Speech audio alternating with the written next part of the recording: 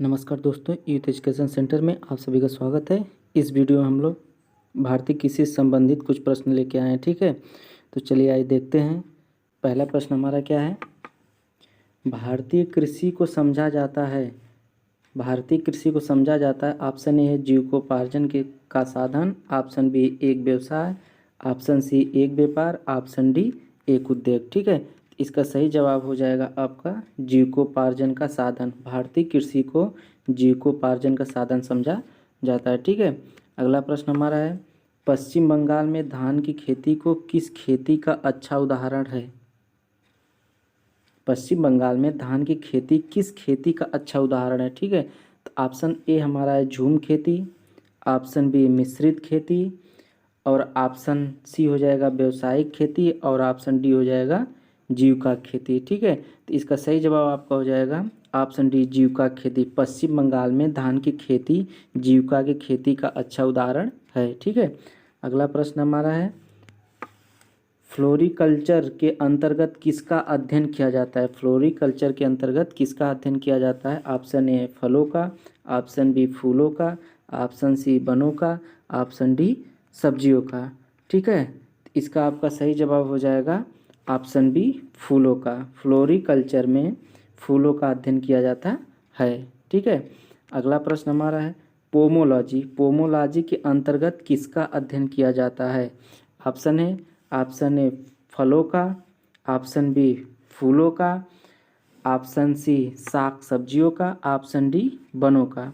इसका सही जवाब हो जाएगा आपका पोमोलॉजी, फलों का अध्ययन किया जाता है। ठीक है, पोमोलॉजी के अंतर्गत फलों का अध्ययन किया जाता है। ठीक है, अगला प्रश्न हमारा क्या है, ओलेरीकल्चर शब्द का संबंध है। ओलेरीकल्चर शब्द का संबंध है। ऑप्शन है सब्जी विज्ञान से, ऑप्शन बी पुष्प विज्ञान से, ऑप्शन सी फसल विज्ञान से, ऑप्शन डी फल विज्ञान से। यहाँ फल है, इसको फल कर लीजिएगा, फल विज्ञान से। ठीक है, तो इसका सही जवाब हो जाएगा ओलेरीकल्चर सब्जी विज्ञान से है। ठीक है, अगला प्रश्न है, सेल्वीकल्चर के अंतर्गत किसका अध्ययन किया जाता है। सेल्वीकल्चर के अंतर्गत किसका अध्ययन किया जाता है। ठीक है, ऑप्शन है फलों का, ऑप्शन बी फूलों का, ऑप्शन सी शाक सब्जियों का, ऑप्शन डी वनों का। ठीक है, तो सेल्वीकल्चर के अंतर्गत ऑप्शन डी आपका सही हो जाएगा, वनों का अध्ययन किया जाता है। ठीक है, अगला प्रश्न हमारा है, मोनोकल्चर एक विशिष्ट लक्षण है। मोनोकल्चर एक विशिष्ट लक्षण है। इसका ऑप्शन है स्थानांतरित कृषि व्यवस्था का, ऑप्शन बी आजीविका कृषि का, ऑप्शन सी व्यापारिक अनाज की कृषि का, ऑप्शन डी विशिष्ट बागवानी का। ठीक है, तो इसका सही जवाब हो जाएगा आपका ऑप्शन ए स्थानांतरित कृषि व्यवस्था का। मोनोकल्चर स्थानांतरित कृषि व्यवस्था का एक विशिष्ट लक्षण है। ठीक है, अगला प्रश्न हमारा है, निम्नलिखित युग्मों में से कौन सुमेलित नहीं है। निम्नलिखित युग्मों में से कौन सुमेलित नहीं है। एपीकल्चर शहद की मक्खी, मोरिकल्चर सिल्कवर्म, पीसीकल्चर लाह का कीड़ा, हॉर्टिकल्चर फूल। ठीक है, तो इसमें आपका पूछा है सुमेलित नहीं है, तो हमारा ऑप्शन सही ऑप्शन हो जाएगा पीसीकल्चर।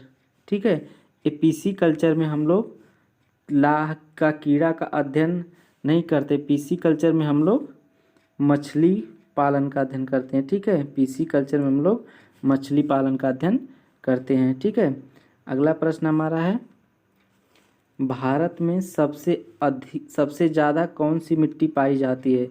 भारत में सबसे ज़्यादा कौन सी मिट्टी पाई जाती है। ऑप्शन ए है हमारा लाल मिट्टी, ऑप्शन बी काली मिट्टी, ऑप्शन सी लेटेराइट मिट्टी, ऑप्शन डी है एलुवियल मिट्टी। ठीक है, तो आपका सही जवाब हो जाएगा भारत में सबसे ज़्यादा एलुवियल मिट्टी पाई जाती है। एलुवियल मिट्टी को हम जलोढ़ मिट्टी कहते हैं। ठीक है, कौन मिट्टी कहते हैं, जलोढ़ मिट्टी कहते हैं। ठीक है, तो आपका सही ऑप्शन हो जाएगा ऑप्शन डी। ठीक है, अगला प्रश्न है, भारत के समस्त स्थल भाग के कितने प्रतिशत भाग पर जलोढ़ मिट्टी का विस्तार पाया जाता है। भारत के समस्त स्थल भाग के कितने प्रतिशत भाग पर जलोढ़ मिट्टी का विस्तार पाया जाता है। ठीक है। ऑप्शन ए आपका 2.4%, option B 24%, option C 32%, option D 42%। इसका सही जवाब आपका हो जाएगा ऑप्शन बी 24%। ठीक है, आपका सही जवाब हो जाएगा ऑप्शन बी 24%। ठीक है, अगला प्रश्न हमारा है, पुरानी जलोढ़ मिट्टी किस नाम से जानी जाती है? ऑप्शन ए खादर, ऑप्शन बी बांगड़, ऑप्शन सी भांवर, ऑप्शन डी रे। ठीक है, तो इसका सही जवाब हो जाएगा आपका बांगड़। पुरानी जलोढ़ मिट्टी बांगड़ नाम से जानी जाती है। ठीक है, अगला प्रश्न है, नूतन जलोढ़ मिट्टी किस नाम से जानी जाती है? ऑप्शन ए खादर, ऑप्शन बी बांगड़, ऑप्शन सी भांवर, ऑप्शन डी रे। तो नूतन जलोढ़ मिट्टी को हम खादर के नाम से जानते हैं। ठीक है, ऑप्शन ए हमारा सही हो जाएगा खादर। ठीक है, अगला प्रश्न है, काली मिट्टी का काला रंग किसकी उपस्थिति के कारण होता है? काली मिट्टी का काला रंग किसकी उपस्थिति के कारण होता है? तो ऑप्शन ए हो जाएगा कार्बनिक पदार्थ, option B humus, option C है टिटेनिस फेरस मैग्नेटाइट एवं ह्यूमस, ऑप्शन डी है गोबर की खाद। ठीक है, तो इसका सही ऑप्शन हो जाएगा ऑप्शन सी टिटेनिस फेरस मैग्नेटाइट एवं ह्यूमस के कारण काली मिट्टी का काला रंग होता है। ठीक है, अगला प्रश्न हमारा है, किस मिट्टी में अधिक समय तक आर्द्रता बनाए रखने की क्षमता होती है? ऑप्शन ए लाल मिट्टी, ऑप्शन बी काली मिट्टी, ऑप्शन सी जलोढ़ मिट्टी, ऑप्शन डी लेटेराइट मिट्टी।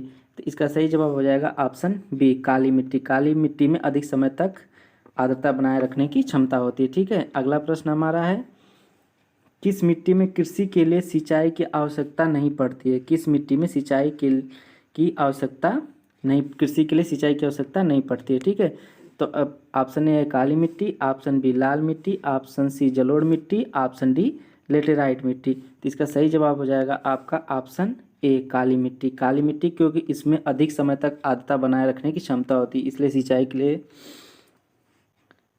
कृषि के लिए सिंचाई की आवश्यकता नहीं पड़ती है। ठीक है, अगला प्रश्न हमारा है, प्रश्न क्या है, किस मिट्टी का स्थानीय नाम रेगुर है? किस मिट्टी का स्थानीय नाम रेगुर है? ठीक है, तो ऑप्शन ए लाल मिट्टी, ऑप्शन बी काली मिट्टी, ऑप्शन सी जलोढ़ मिट्टी, ऑप्शन डी लेटेराइट मिट्टी। तो आपका सही जवाब हो जाएगा ऑप्शन बी काली मिट्टी। काली मिट्टी का स्थानीय नाम रेगुर मिट्टी है। ठीक है, अगला प्रश्न है, मूंगफली की खेती के लिए कौन सी मिट्टी उपयुक्त होती है? ऑप्शन ए है काली मिट्टी, ऑप्शन बी लाल मिट्टी, ऑप्शन सी लेटेराइट मिट्टी, ऑप्शन डी जलोढ़ मिट्टी। ठीक है, तो इसका सही जवाब हो जाएगा आपका काली मिट्टी। मूंगफली की खेती के लिए काली मिट्टी उपयुक्त होती है। ठीक है, अगला प्रश्न हमारा है, कपास की खेती के लिए इन सभी में से सर्वाधिक उपयुक्त मिट्टी कौन सी है? ऑप्शन है लेटेराइट मिट्टी, ऑप्शन बी लाल मिट्टी, ऑप्शन सी काली मिट्टी, ऑप्शन डी जलोढ़ मिट्टी। तो इसका सही जवाब हो जाएगा ऑप्शन सी काली मिट्टी। ठीक है, ऑप्शन सी काली मिट्टी। ठीक है, अगला प्रश्न हमारा है, रबी की फसल कब बोई जाती है? रबी की फसल कब बोई जाती है? तो ऑप्शन ए मार्च अप्रैल में, ऑप्शन बी जून जुलाई में, ऑप्शन सी अक्टूबर नवंबर में, ऑप्शन डी नवंबर दिसंबर में।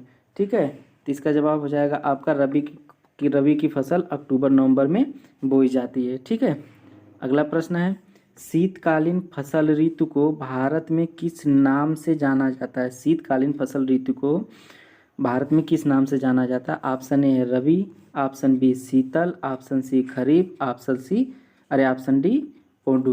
ठीक है, तो हो जाएगा आपका शीतकालीन फसल क्या होती है? रबी होती है। ठीक है, तो ऑप्शन ए आपका सही हो जाएगा। अगला प्रश्न है, भारतीय कृषि में जुलाई से अक्टूबर तक की अवधि को कहते हैं? भारतीय कृषि में जुलाई से अक्टूबर तक की अवधि को कहते हैं? ऑप्शन ए रबी का मौसम, ऑप्शन बी खरीफ का मौसम, ऑप्शन सी खरीफ पूर्व का मौसम, ऑप्शन डी मंदी का मौसम। तो इसका आपका सही जवाब हो जाएगा जुलाई से अक्टूबर आपका हो जाएगा खरीफ का मौसम। ठीक है, जुलाई से अक्टूबर खरीफ का मौसम।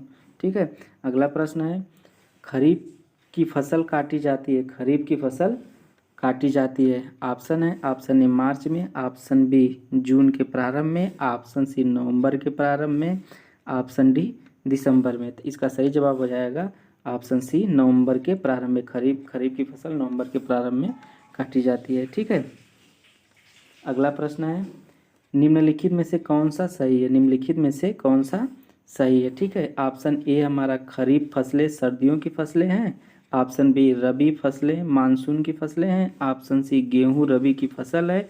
ऑप्शन डी सरसों खरीफ की फसल है। इसका सही जवाब हो जाएगा ऑप्शन सी रबी की फसल, गेहूं रबी की फसल है, ये आपका सही जवाब हो जाएगा। ठीक है, अगला प्रश्न हमारा है निम्नलिखित में से कौन खरीफ की फसल नहीं है। निम्नलिखित में से कौन खरीफ की फसल नहीं है। ठीक है, ऑप्शन हो जाए ऑप्शन ए धान, ऑप्शन बी मक्का, ऑप्शन सी ज्वार, ऑप्शन डी चना।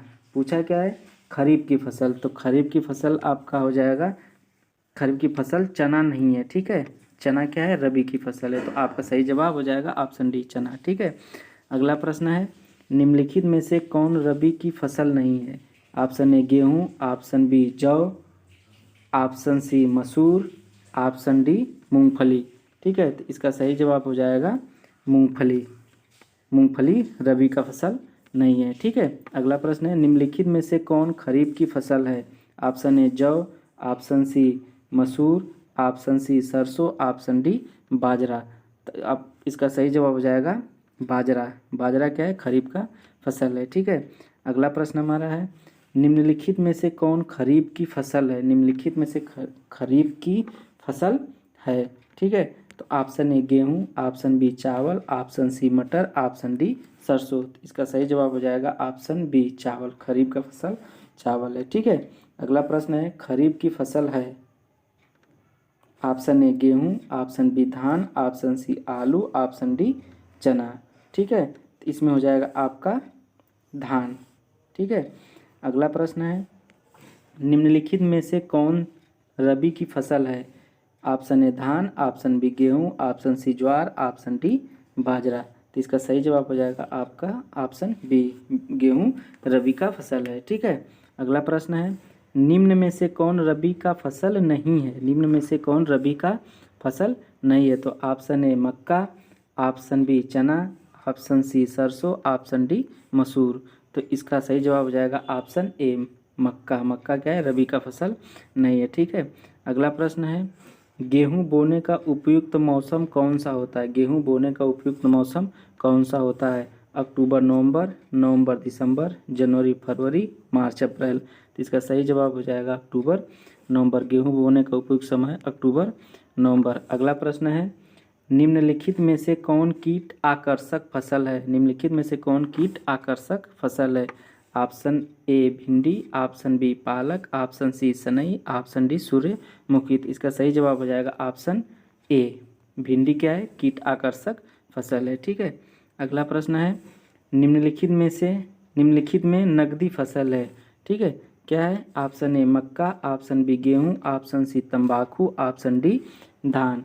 ठीक है, तो इसमें हो जाएगा आपका ऑप्शन सी तंबाकू। तंबाकू क्या है, नकदी फसल। नकदी फसल का अर्थ क्या होता है, जिसे तुरंत बेचा जा सके। ठीक है, अगला प्रश्न है निम्नांकित फसलों में कौन सी फसल नकदी फसल के रूप में जानी जाती है। ठीक है, तो ऑप्शन ए चावल, ऑप्शन बी गेहूँ, ऑप्शन ए चावल, ऑप्शन बी गेहूँ, ऑप्शन सी बाजरा और ऑप्शन डी कपास। ठीक है, तो इसका आप सही जवाब हो जाएगा कपास। ठीक है, अगला प्रश्न है निम्नलिखित फलीदार पौधों में से कौन पेट्रोपादप भी हैं। ठीक है, तो इसका ऑप्शन हो जाएगा अरहर, ऑप्शन बी मटर, ऑप्शन सी चना, ऑप्शन डी करेज। ठीक है, तो इसका सही ऑप्शन हो जाएगा ऑप्शन डी करेज। ठीक है, अगला प्रश्न है निम्नलिखित 4 ऊर्जा फसलों में से एक की खेती एथेनॉल के लिए की जाती है। ठीक है, तो इसका ऑप्शन ए है जट्रोफा, ऑप्शन बी मक्का, ऑप्शन सी पैंगामिया, ऑप्शन डी सूरजमुखी। ठीक है, तो इसका सही जवाब हो जाएगा जट्रोफा। ठीक है, अगला प्रश्न है लास्ट प्रश्न हमारा है रेशा फसलें निम्नलिखित में से कौन सी हैं। रेशा फसलें कौन सी हैं। ठीक है, ऑप्शन ए जूट, गन्ना, अलसी, ऑप्शन बी कपास, मक्का, तंबाकू, ऑप्शन सी है कपास सन जूट और ऑप्शन डी है सन कपास और मक्का। ठीक है, तो इसका सही जवाब हो जाएगा आपका ऑप्शन सी कपास सन जूट। ये तीनों क्या है, रेशेदार रेशा वाली फसलें। ठीक है, अगर वीडियो पसंद आया तो लाइक और सब्सक्राइब जरूर करिएगा। धन्यवाद।